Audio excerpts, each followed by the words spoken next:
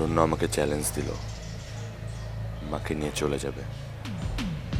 মা কি সত্যি সত্যি অরণ্যর সাথে চলে যাবে? তার নিজের নতুন বউ আর পালিত পুত্রকে নিয়ে খুব মজা করছিল। ছি ছি ছি, কি নোংরা ভাষায় তোমরা তোমার বাবার সাথে কথা বলছো।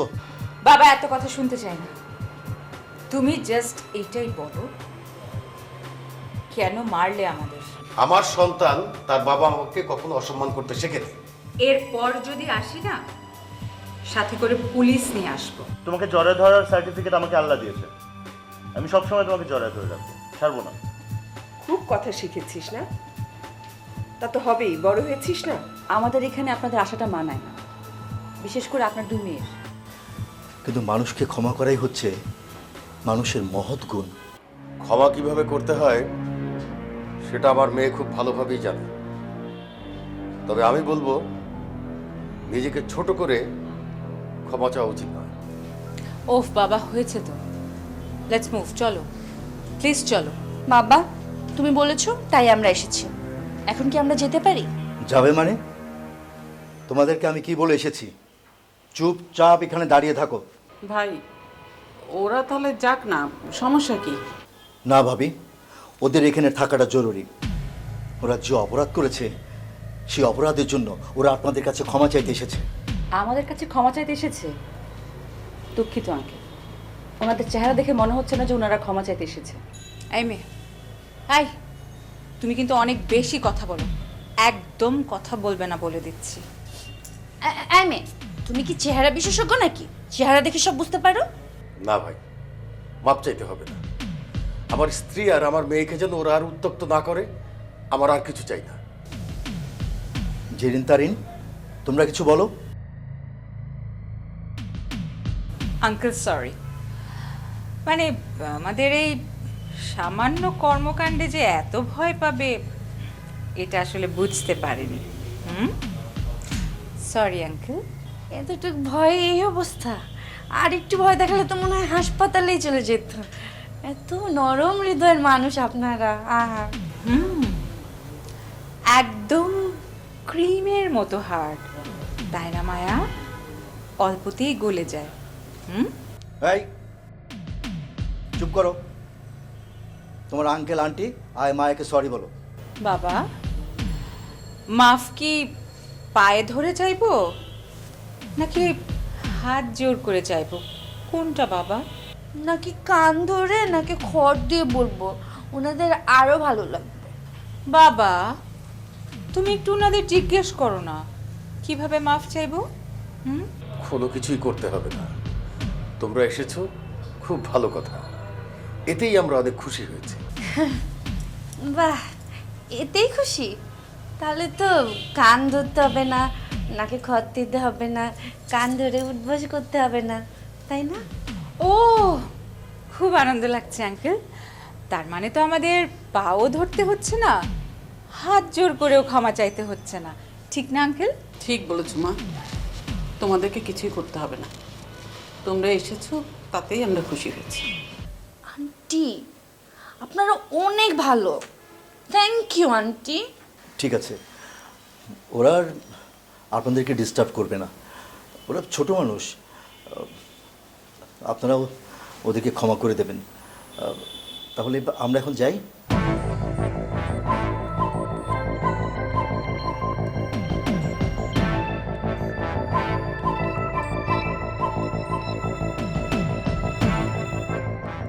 মায়া, তুমি আমাদের মাফ করেছো তো না? মায়া, তুমি অনেক ভালো, তুমি আসলে অনেক ভালো একটা মেয়ে। মাফ চাওয়ার এই মাসুল তোমার বাবা মা সহ তোমাকেও দিতে হবে, জাস্ট মাইন্ড ইট। আর এতে এক চুলো ছাড় পাবে না। মায়া, ওরা কি তোমার কাছে মাপ চেয়েছে? জি আঙ্কেল। আসি। জেরিন, তারিন, তোমরা এসো। জি বাবা।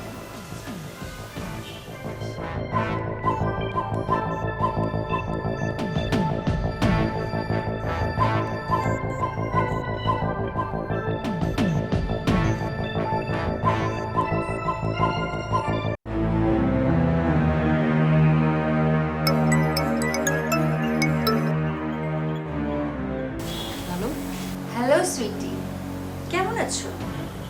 খুশি তো এবার? আপনি আবার কেন ফোন করেছেন? আপনাদের সঙ্গে তো আমার সব কথা শেষ। এটা বলো না, আমাদেরকে তো বাবাকে দিয়ে তোমার কাছে মাফ চাইয়েছো, এটা বলো না। আপনাদেরকে মাপ চাওয়ানোর আমার কোনো ইচ্ছাই ছিল না, আর এতে খুশি হবার বা কি আছে সেটা তো বুঝতে পারছি না। ওকে, এইভাবে তো হবে না। এক কাজ করো, তুমি সামনাসামনি হও, সামনাসামনি আসো, তারপর কথা। আমি তো বললাম যে আপনাদের সাথে আমার সব কথা বলা শেষ। তাছাড়া আপনাদের খালাকে যে আমি কিডন্যাপ করি সেটা তো ক্লিয়ার হয়ে গেছে, তাই না? কবে পরিষ্কার করলে? বুঝতে পারলাম না তো। আর তোমার মুখের কথা, হ্যাঁ, যা অবস্থা, যে অ্যাক্টিং করো, কোনটা যে আসল কোনটা যে নকল। এইভাবে আমাদের বাবার চোখে পট্টি বেঁধে আমাদেরকে মাপ চাওয়ালে, তাই আমরা দুই বোন মিলে ভাবলাম তোকে একটু মিষ্টি মুখ করাবো। আমি মিষ্টি খাই না। খেতে তোমাকে হবেই, তা না হলে তোমার 14 গোষ্ঠীর। কি বললেন? দেখো মায়া, তুমি যদি এখন না আসো তাহলে আমরা ছুরির পরিবর্তে এখন পিস্তল ধরবো। আর তারপরেও যদি তুমি রাজি না হও তাহলে আর কি করার, আমাদের কিছু করার নেই। তোমার অসুস্থ মা অথবা ওই যে বুড়া বাবাটা, তাকে যে কোনো একজনকে কিডন্যাপ করে নিয়ে আসবো। তোমাকে আসতেই হবে। আচ্ছা ঠিক আছে, আমি আসবো, কিন্তু কবে আসতে হবে? ঠিক কাল সকাল 11টায় চলে আসবে। মিষ্টি খেতে, এত মিষ্টি যে ডায়াবেটিক হয়ে যাবে। রাখি। কি বলো, আসবে নাকি? হ্যাঁ, ওষুধে কাজ হয়েছে। আরে গুলি খেয়ে কে মরতে চায়, তার থেকে মিষ্টি খেয়ে না ডায়াবেটিস হওয়া অনেক ভালো। তাহলে মিষ্টি খেতে আসবে। চল চল, অনেক মিষ্টি রেডি করতে হবে, তাই না?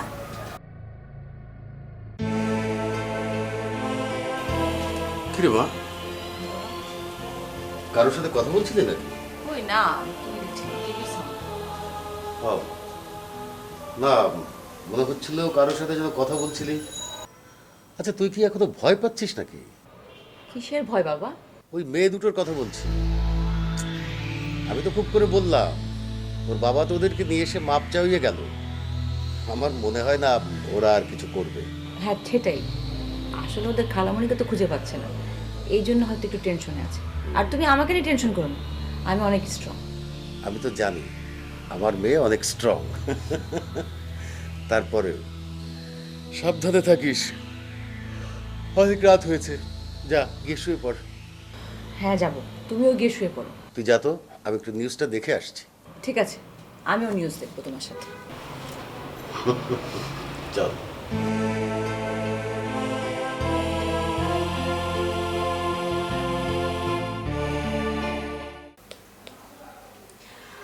আচ্ছা বলো তো, বাবা আর রুদ্র কি চাচ্ছে?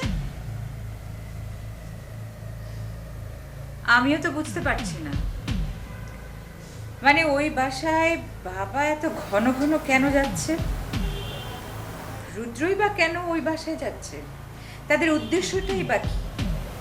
কিছুই তো বুঝতে পারছি না। পাল্লা দিয়ে তো দুজনেই ওই বাসায় যাওয়া আসা করছে। শোন, আমাদের বাবা কিন্তু অত কাঁচা না, সে কিন্তু দারুণ খেলোয়াড়।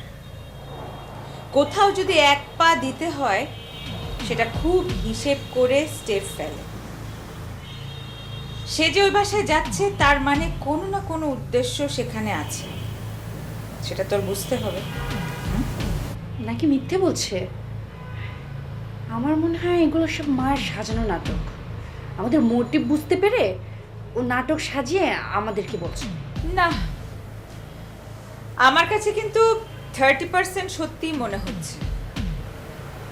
কেন যেন আমার মন বলছে বাবা আর রুদ্র সত্যি সত্যি ওই বাসায় যায়।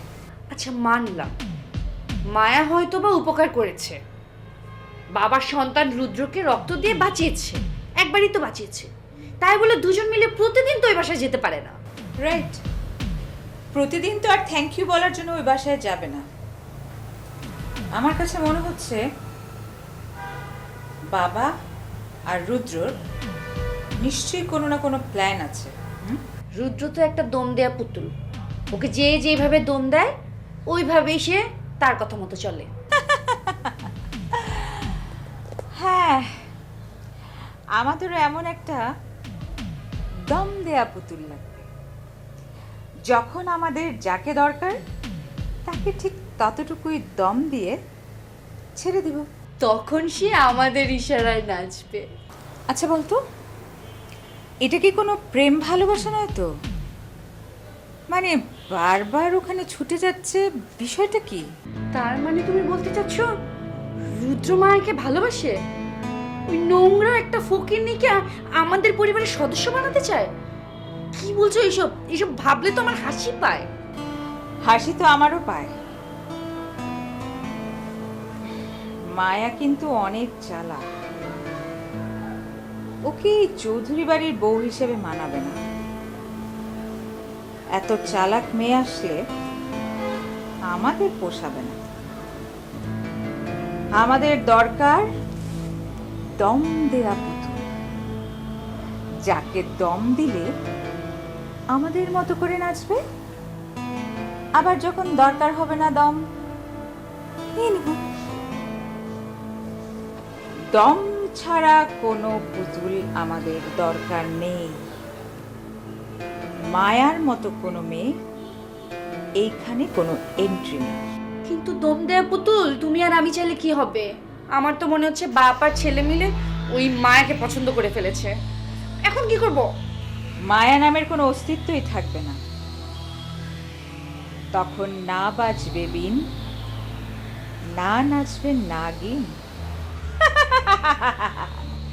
আচ্ছা, এখন তুমি কি করতে চাচ্ছ? কিচ্ছু বলবো না, জাস্ট ওয়েট অ্যান্ড ওয়াচ।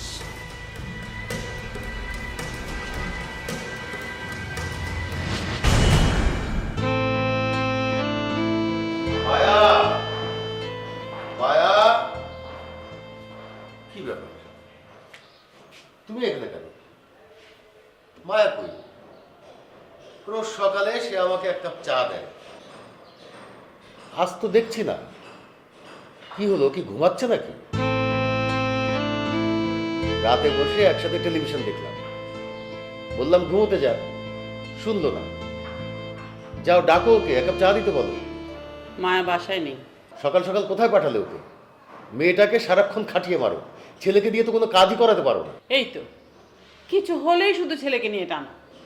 আর দুজনেই তো আমার সন্তান, আমার কাছে ছেলে মেয়ে দুজনেই সমান। আমি তোমার মতো না। এই যে শুরু করলে না, মায়া কোথায় গেছে সেটা বলো। আমিও তো জানি না, ঘুম থেকে উঠে আমিও তো ওকে দেখছি না। কি এত কাজ যে সকালবেলা উঠেই চলে যেতে হলো? আমাকে তো কিছুই বলে গেল না। ফোন করেছিল ওকে? করেছিলাম, রিং হচ্ছে, ধরছে না। মনে হয় কোনো ইম্পর্টেন্ট কাজে গেছে, হয়তো মিটিংয়ে আছে, এই জন্য ফোন ধরছে না। একটা কথা বললে তো তুমি আবার রাগ করবে। ছেলের কাজটা মেয়েটা করছে, কত চাপ মেয়েটার উপরে, একবার ভেবে দেখেছো? আমি তো কবিরকে পাই না, কখন আসে কখন যায় তাও আমি বলতে পারি না। সব জানে হচ্ছে মায়া। তুমি বকা দিবে এই জন্য ও লুকিয়ে রাখে। রাখো, আরো লুকিয়ে রাখো, আমি যেদিন মরবো সেদিন টের পাবো। চুপ করো তো, সারাক্ষণই শুধু ছেলেটার দোষ নিয়ে গালমন্দ করা। এখন একটু থামো। এক কাপ চা দিলে তো পারো, জানোই তো সকালে এক কাপ চা না খেলে আমার ভালো লাগে না। সেটা বললেই তো হয় যে এক কাপ চা নিয়ে এসো, খামাখা শুধু শুধু চিল্লাচিল্লি করো।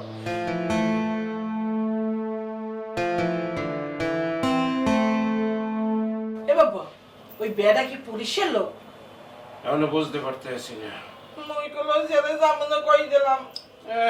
মামবাড়ির আবদার, আসামি ছাড়ার সময় মনে আছে না জেলে যাবো না।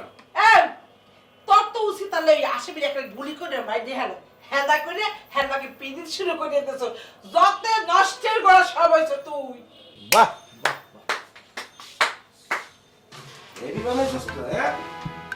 যা ভাবছিলাম তাই। দেখা তো পুরো সিনেমার সেট মনে হইতেছে, দেখেই বুঝে যেতেছে এটা কোনো টর্চার সেল, তা না হইলে কোনো বন্দিখানা। এই লোক কি পাগল নাকি? এখনই কি বলে সে? ও তুমিই তাইলে মুন্নি?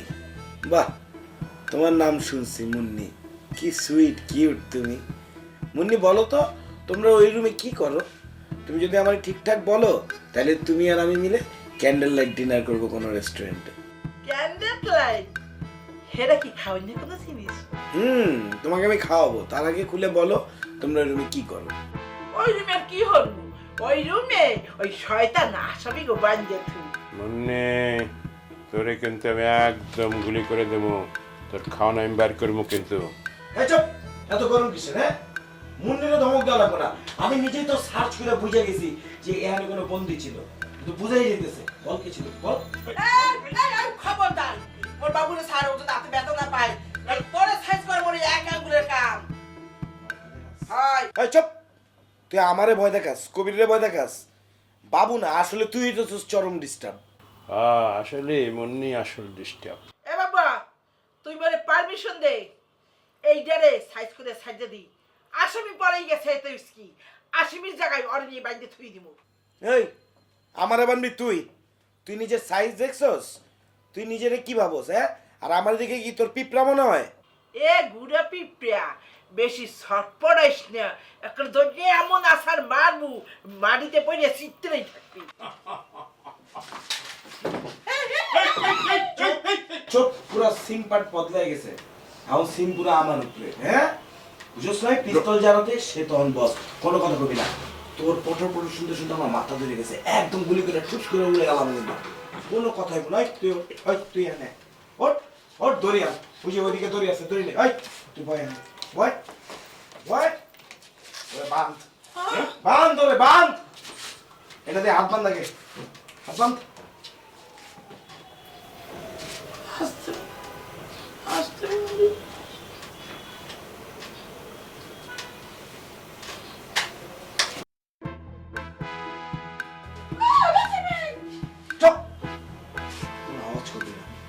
চুপ, নাহলে কিন্তু একদম মুখের মধ্যে সিলাই দিয়ে দিব, জীবনে কিছু খাইতেও পারবি না।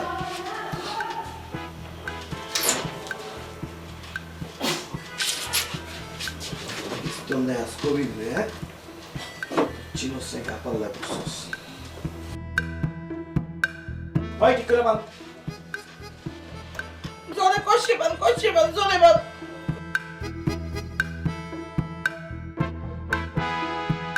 তুই লড়াচড়া করবি না, চুপচাপ এনে দেখবি। বান্ধ হয়েছে।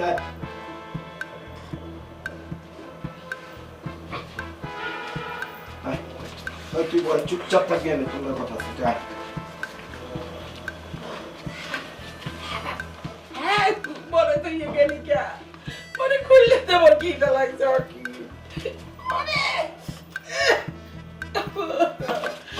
আমার কিটা লাগছে, মনে খুললে দে।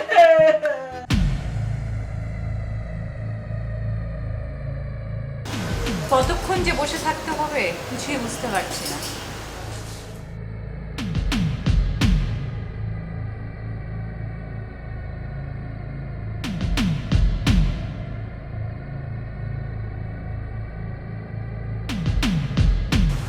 আমাকে কেন আসতে বলেছেন? কেন, তোমার কি আসতে খুব কষ্ট হচ্ছে না? পায়ে কি মেহেদি লাগিয়েছো নাকি? দেখুন, আপনাদের সাথে আমার সব ধরনের কথা বলার শেষ। এখন এখানে এসে নতুন করে বলার তো কিছু নেই। শেষ? তাই নাকি? তুমি বললে হবে শেষ? কথা তো মাত্র শুরু হলো। শুরু হলো মানে? আমি নতুন গল্পটা শুনতে চাই, তোর গল্পটা শুনতে চাই, বল। এইটাই নতুন গল্প, পুরান গল্পটা বলি নাই। কেন, নিজের কি তোর লেখক মনে হয়? তুই আমার এখানে বসে বসে তোর পারিবারিক গল্প শোনাইতেছস। ফোন দিয়েছিল ওকে? দিয়েছিলাম, কিন্তু ফোন অফ পাচ্ছি। কখন থেকে? ওর ফোন তো কখনো বন্ধ থাকে না। এরপর দেখা যাবে বাবা হার্ট অ্যাটাক করে মরে পড়ে আছে, আর আরেকদিকে মা ব্রেন স্ট্রোক করে মরে পড়ে আছে। দুই দিকে দুজন মরে পড়ে আছে। কি দেখতে কেমন লাগবে দৃশ্যটা বলো তো? চুপ করো তোমরা। মায়া ওর ভাইকে কত ভালোবাসে, আর কবির কিনা ও তো একটা অযোগ্য ছেলে। সংসারের হিসাব নিকাশ থেকে ওর নামটা কেটে দাও। আচ্ছা, তিনি যদি আপনার খালামণি হয়ে থাকে তাহলে তাকে কিডন্যাপ করলেন কেন? অত্যাচার, তার অত্যাচারে সবাই অতিষ্ঠ। আমার বাবাকে বলে সে আমার জীবনটা নষ্ট করে দিয়েছে।